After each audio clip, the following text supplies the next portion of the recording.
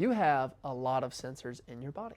You have mechanoreceptors, proprioceptors, baroreceptors, thermoreceptors, etc. But they all have one thing in common.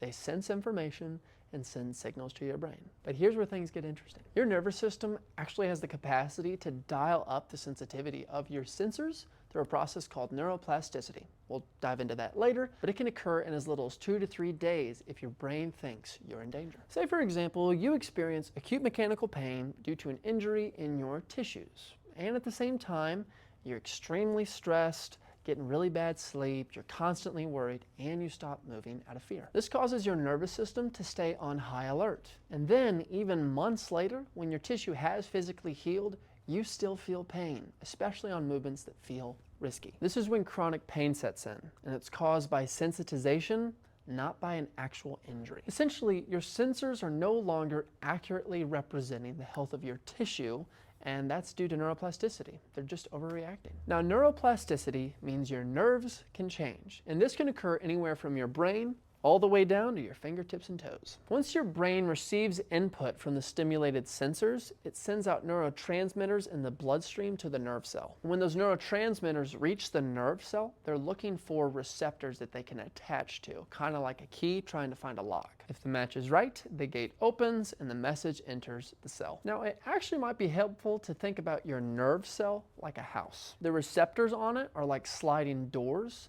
and then the neurotransmitters or messenger cells are like little bugs trying to get in. If one door opens, maybe a few bugs get in.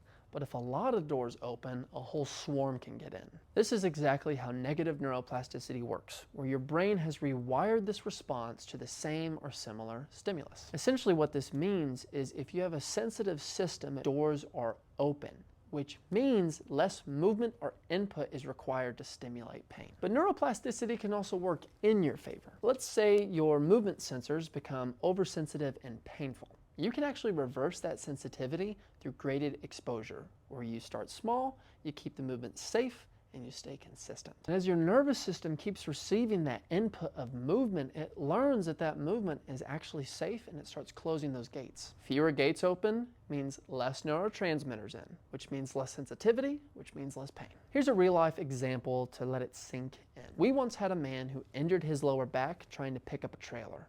Now, his initial injury healed, but months later, he still felt pain trying to do simple movements like even bending over to tie his shoe. Why? Because his nervous system had developed a movement-based threat association with flexion or bending forward. So afterwards, anytime he bent over, even when there was no danger, his brain would send a signal of pain to protect him. This is what we call flexion sensitivity. So how did we fix this?